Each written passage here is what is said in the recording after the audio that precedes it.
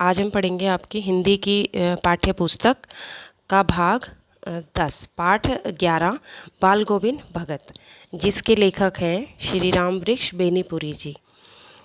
राम वृक्ष बेनीपुरी की का जो ये रेखा चित्र है, ये एक गांव से संबंधित है। इसमें उन्होंने गांव का चित्रण किया है, एक ऐसे व्यक्ति का चित्रण किया है जो बीच में मनुष्यों के बीच में रहते हुए भी सन्यासी था। वो सन्यासी, बेशक वो सन्यासी जैसे कपड़े नहीं पहनता था, लेकिन जीवन उसका एक सन्यासी की भांति ही था। लेकिन पाठ को पढ़ने से पहले हम थोड़ा सा राम वृक्ष बेनीपुरी के बारे में जानेंगे, उनका जीवन परिचय। राम वृक्ष बेनीपुरी का जन्म बिहार के मुजफ्फरनगर जिले के बेनीपुर गांव में 1899 में हुआ। उनके माता पिता का निधन बचपन में ही हो गया था, लेकिन उनका जीवन जो है बहुत ही कठिनाइयों में बीता। जब उनके माता पिता का निधन हो गया तो उनकी मौसी उन्हें अपने साथ ले गई और उनकी मौसी ने ही उनका पालन पोषण किया। सन 1968 में उनकी मृत्यु हो गई। जब वो 15 वर्ष के थे तो उन्होंने बहुत सारी पत्र पत्रिकाओं में उनकी रचनाएं बहुत सारी पत्र पत्रिकाओं में छपने लग गई थी। उनके साहित्य, उनकी कहानियाँ, उनकी कविताएं बहुत ही सुंदर होती थी। और जब वो छोटी सी आयु के थे तो उनकी जो है कविताएं, कहानियाँ, उनकी रचनाएं छपने लग गई थी पत्रिकाओं में। उन्होंने जिसमें उनकी रचनाओं में तरुण भारत, किसान मित्र, बालक, युवक, योगी, जनता आदि हैं। उनका जो लेखन है बहुत ही सरल भाषा में लिखा जाता था ताकि सभी लोगों को वो समझ में आ सके। उन्होंने जो है अपने गांव से संबंधित लोगों के सामाजिक जीवन का चित्रण किया है अपनी कहानियों में।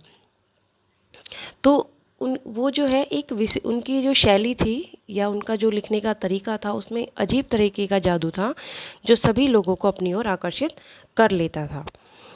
अब हम पढ़ेंगे पाठ बाल गोविंद भगत। बाल गोविंद भगत नामक जो रेखा चित्र है, इसमें कवि ने राम वृक्ष बेनीपुरी ने मनुष्य की लोक संस्कृति एवं सामूहिक चेतना का प्रतीक विलक्षण चरित्र का उद्घाटन किया है। किसका? बाल गोविंद भगत का। लेखक ने बताया कि मनुष्य वेशभूषा या बाह्य अनुष्ठानों से सन्यासी नहीं होता, अपितु मानवीय गुणों के आधार पर ही मनुष्य सन्यासी हो सकता है। मानवीय गुणों के आधार पर ही लेखक ने बाल गोविंद भगत को एक सन्यासी माना है।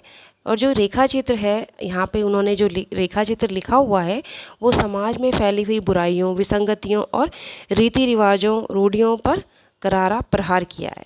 यानी कि जो लेखक थे, उन्होंने यहाँ पे एक ऐसे सन्यासी का रेखा चित्र प्रस्तुत किया जो वेशभूषा से तो सन्यासी नहीं था, लेकिन उसके जो विचार थे, उसकी जो बातें थी, उनसे वो सन्यासी ही था। उसे सन्यासी कहने का तात्पर्य मानव जीवन से प्रेम था। यानी कि कुछ लोग तो सोचते हैं कि जो ब्राह्मण हैं वही सन्यासी हो सकते हैं, या जो वेद मंत्रों को जानते हैं वो सन्यासी हो सकते हैं, लेकिन लेखक ने इस बात को हमेशा झुठला दिया कि ब्राह्मण होने से कोई ब्राह्मण नहीं होता है। लेकिन हाँ, उसके विचार अगर ब्राह्मण के हैं तो सन्यासी के हैं, तो ही वो सन्यासी बन सकता है। उन्होंने जो है सामाजिक जब कुरीतियों का विरोध किया, उस विरोध के कारण जो है उन्होंने अपने लेखन के माध्यम से हमें ग्रामीण जीवन के बारे में भी पता चला। लेखक बचपन में स्वयं को पक्का ब्राह्मण मानता था और वह ब्राह्मण की पहचान की सारी क्रियाएं करता था, जैसे पाठ करना, वेद पढ़ना, स्नान करना सुबह सुबह, संध्या, ये सारी चीज़ें जो ब्राह्मण की आदतें होते हैं वो सारी जो है लेखक करते थे। तो वो सोचते थे कि ये इन्हीं सब चीज़ों से जो है ब्राह्मण हम बन सकते हैं, लेकिन ऐसा नहीं है। वेद पाठी ब्राह्मण नहीं होता, या ब्राह्मण कुल में जन्म लेने से कोई ब्राह्मण नहीं हो जाता, या अगर किसी को ब्रह्म ज्ञान की प्राप्ति है तो उससे पता नहीं चलता कि वो ब्राह्मण है। ब्राह्मण जो है वो अपने विचारों से, अपनी आदतों से जो है व्यक्ति ब्राह्मण बनता है या सन्यासी बनता है। तो आगे लेखक ने लिखा है,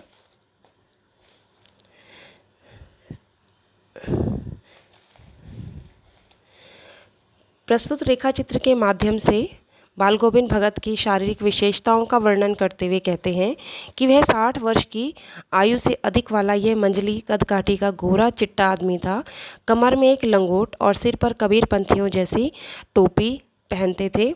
माथे पर एक लंबा सा चंदन का टीका तथा गले में तुलसी की जड़ों की बेडोल माला थी। उनके पहनावे और वेशभूषा से उन्हें साधु नहीं कहा जा सकता था। वे एक गृहस्थ थे। बाल गोविंद भगत के परिवार में उनका एक बेटा और उसकी पत्नी थी। एक साफ सुथरा मकान और थोड़ी सी खेती बाड़ी ही उनकी संपत्ति थी। एक सन्यासी की तरह रहते थे और कबीर को साहब मानते थे। वे कबीर को ही अपना आदर्श मानते थे और उन्हीं के गीत गाते थे।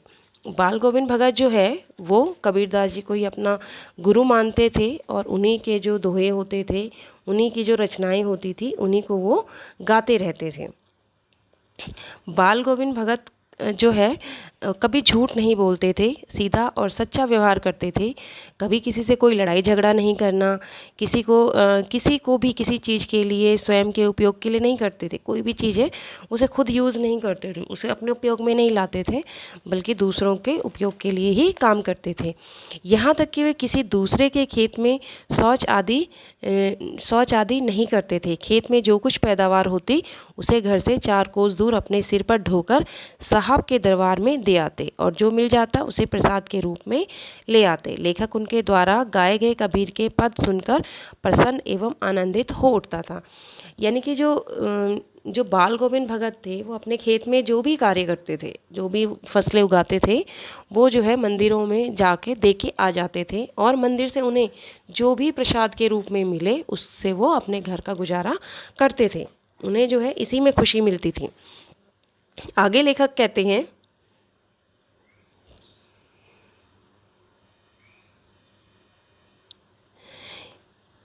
आषाढ़ का महीना था। बारिश होती है आषाढ़ के महीने में। बारिश होने के बाद खेतों में लोग धान की रोपाई शुरू करते थे। गांव की औरतें खेतों में खाना लेकर आती हैं। बारिश के दिनों में कीचड़ में लथपथ बाल गोविंद भगत खेतों में धान की फसल रोपते हुए देखे जा सकते थे। उसके साथ ही साथ चलता था उनका मधुर संगीत। उनकी संगीत में आवाज़ को सुनकर सभी स्त्री पुरुष बच्चे बूढ़े मस्ती से झूमने व गुनगुनाने लगते थे। हलवाहों, किसानों व मजदूरों में एक नया उमंग, नया जोश, उत्साह का संचार हो जाता था। जब भी खेतों में रोपाई होती थी, आषाढ़ के महीने में बारिश होती है तो खेतों में रोपाई लगाई जाती है, यानी कि धान की जो है पैदावार की जाती है। जब वो धान लगाते थे अपने खेतों में तो पूरा बारिश का मौसम है तो सब जगह कीचड़ ही कीचड़ हुआ रहता था, खेतों में भी। तो वो वहाँ पर जो है रोपाई करते करते, उनकी आवाज़ बहुत मधुर थी, अपने गीतों से जो है वो सभी को मंत्रमुग्ध कर देते थे। जब वो गाने लगते थे तो सारे के सारे बच्चे बूढ़े, कोई भी व्यक्ति हो, स्त्रियां, सब जो है झूम उठते थे उनके गानों में। लेखक ने भाद्रपद में होने वाली मूसलाधार बारिश का वर्णन करते हुए कहा है कि भाद्रपद काली अंधेरी रात में मूसलाधार बारिश के पश्चात आकाश में काले बादलों की गर्जना व कड़कती बिजली की आवाज़, टिड्डों तथा मेंढकों की टर्टर की शोर भी बाल गोविंद भगत की मधुर संगीतमय आवाज़ को भी दबा नहीं पाती थी। यानी कि भाद्रपद, यानी कि जो आपका अगस्त का महीना होता है, अगस्त सितंबर का महीना होता है, उसमें जो है बहुत बारिश होती है। तो लेखक कहता है कि इतनी बारिश होने के बाद भी, बारिश के बाद जो आवाज़ें आती हैं, मेंढकों की आवाज़ आती है या टिड्डों की जो आवाज़ें आती हैं, उसके बाद भी जो है वो रात तक बैठ के जो है अपना गाना गाते रहते थे। लेकिन टिड्डों की आवाज़ें या मेंढकों की आवाज़ें भी उनके संगीत को जो है नहीं रोक पाती थी, उनके संगीत की आवाज़ को दबा नहीं पाती थी। वो इतनी मधुर वाणी से गाते थे। काली अंधेरी रात में भगत जी अपनी मधुर संगीत की आवाज़ से सबको प्रसन्न कर आश्चर्यचकित कर देते हैं। जब सारा संसार सोता है तब बाल गोविंद भगत का संगीत जाग रहा होता है। यानी कि सब लोग जब काम करके थक जाते हैं तो वो बैठ के अपने घर के आंगन में बैठ के जो है वो गाना गाते रहते हैं। और जब वो गाना शुरू करते हैं तो सभी लोग जो है उनके आसपास आकर बैठ जाते हैं, बैठना शुरू कर देते हैं और उनकी गाने को सुनते रहते हैं। माघ के महीने में कंपकपाती कड़ाके की ठंड में काली कमली ओढ़कर बाल गोविंद भगत चटाई बिछाकर खंजड़ी बजाते व गाते बैठे देखे जा सकते हैं। लेखक जहाँ ठंड से काँप रहा होता था वहाँ भगत जी के माथे पर तारों की उस छाँव में श्रम बिंदु चमकते हुए दिखाई देते थे। लेखक बोलते हैं कि जब मैं उनके गाने को सुनने बैठता था तो मुझे जो है बहुत ठंड होती थी, ठंड लगती थी, कंपकपाता रहता था ठंड से। लेकिन जो बाल गोविंद भगत है उन्हें कोई फ़र्क नहीं पड़ता था, बल्कि उनके माथे पर जो है पसीने की बूंदें होती थी, जो उन्होंने जो श्रम मेहनत के कारण जो है उनके माथे पर होती थी। आगे लेखक बताते हैं कि गर्मी के दिन घर के आंगन में ही उनके मित्रों में से कुछ पास आकर बैठते और खंजड़ी तथा तालियां बजाते, और बाल गोविंद भगत आगे आगे गाते, उनके पीछे पीछे मित्र मंडली गाती थी। धीरे धीरे भगत जी की आवाज़ ऊंची होती जाती और उनका मन शरीर पर हावी हो जाता था। इसके पश्चात सारा आंगन नृत्य संगीत से ओत प्रोत हो जाता था। जिस दिन उनका बेटा मरा, उस दिन उनका संगीत साधना की चरमोत्कर्ष देखने को मिला। उनका इकलौता बेटा सुस्त और भोदा था। इन सब कारणों से ही वे कुछ ज़्यादा ही प्यार करते थे। बड़े ही शौक से उन्होंने उसका विवाह करवाया था। उनकी पतोहू बड़ी ही सुभग व सुशील थी। जब बेटे की मृत्यु हुई तो लोगों ने देखा कि भगत जी ने उसे चटाई पर लिटा दिया था और उसे एक सफ़ेद कपड़े से ढक दिया था। कुछ फल, कुछ तुलसी उसके चारों तरफ बिखेर कर एक चिराग जला दिया। बाल गोविंद भगत उसके पास ज़मीन पर बैठकर तल्लीनता से गीत गा रहे थे। गाने के बीच में ही वे अपनी अपने बहू के रोने के बजाय खुशी मनाने को कह रहे थे। उनका कहना था कि आत्मा का परमात्मा से मिलने से और बढ़कर कोई खुशी नहीं होती। वो ये कहना चाहते थे यहाँ पर बाल गोविंद भगत, जब उनका एक ही बेटा होता है और वो मर जाता है, वो थोड़ा उसका दिमाग जो है थोड़ा कम चलता था, लेकिन उसके बाद भी जो है वो उसे बहुत प्यार करते थे। उसके लाड प्यार के कारण उन्होंने उसका शादी भी कर दी थी। जब एक दिन वो मर गया तो उसके मरने से भी जो है उनका गाना बंद नहीं हुआ, उनका संगीत बंद नहीं हुआ। उन्होंने जो है उसको चटाई में लिटा दिया और चटाई में लिटाने के बाद उसके बाद भी जो है वो गाना गाते रहे, वहाँ पे बैठकर जो है भजन गुनगुनाते रहे। जो लोग रो रहे थे, उनकी बहू भी रो रही थी। जब उन्होंने देखा कि बहू रो रही है तो उन्होंने जो है बहू को रोने से मना किया कि तुम रो क्यों रही हो, रोते नहीं है, वो मरा नहीं है। उसकी जो आत्मा है वो ईश्वर से मिल गई है, आत्मा परमात्मा से मिल गई है, तो रोने से कोई फ़ायदा नहीं, तुम रो मत। लोग जो है कभी कभी ये भी समझ ही नहीं पाते थे कि ये किस तरीके का इंसान है, किस मिट्टी का बना हुआ है। जहाँ पे दुख का समय है वहाँ पे भी ये खुश हो रहा है। लोग उसे कभी कभी पागल भी कह देते थे कि कहीं ये पागल तो नहीं हो गया है कि जो बेटा भी मर गया उसके बाद भी जो है ये कुछ इसे कोई फ़र्क ही नहीं पड़ रहा है। लेकिन वो अपनी बहू को भी समझाता रहता है कि रो मत, वो हमारे बीच ही है, वो कहीं नहीं गया है, बस शरीर चला गया है, लेकिन जो आत्मा है वो ईश्वर से मिल गई है। ऐसा देखकर लेखक को कभी कभी पागल जैसा लगता। उसमें उनका मृत्यु पर विजय पाने का सुदृढ़ इरादा व विश्वास बोलता दिखाई दे रहा था। बेनीपुरी जी ने कहा है कि बाल गोविंद भगत ने अपने बेटे की क्रिया संबंधी परंपराओं और रीति रिवाजों की कोई चिंता नहीं करते थे और अपने पुत्र वधू से बेटे को मुखाग्नि दिलाई। यानी कि जब बेटे की मृत्यु हो गई तो हमारे समाज में, हमारे हिंदू समाज में ये कहते हैं कि लड़कियां जो है वहाँ शमशान घाट में नहीं जाती हैं, वो आग नहीं देती हैं। लेकिन बाल गोविंद भगत किसी रीति रिवाज को नहीं मानते थे। उन्होंने जो है बेटे की मृत्यु हो जाने पर अपनी बहू से ही बेटे की क्रियाएं करवाई और बेटे को जो है अग्नि दिलवाई। यानी कि पुत्र वधू ने, उनकी बहू ने ही अपने पति को अग्नि दी। जबकि हम लोग ये समझते हैं कि हम लोग ये मानते हैं कि जो लड़कियां हैं वो शमशान घाट में नहीं जाती हैं, वो वहाँ पे उनको नहीं ले जाया जाता है।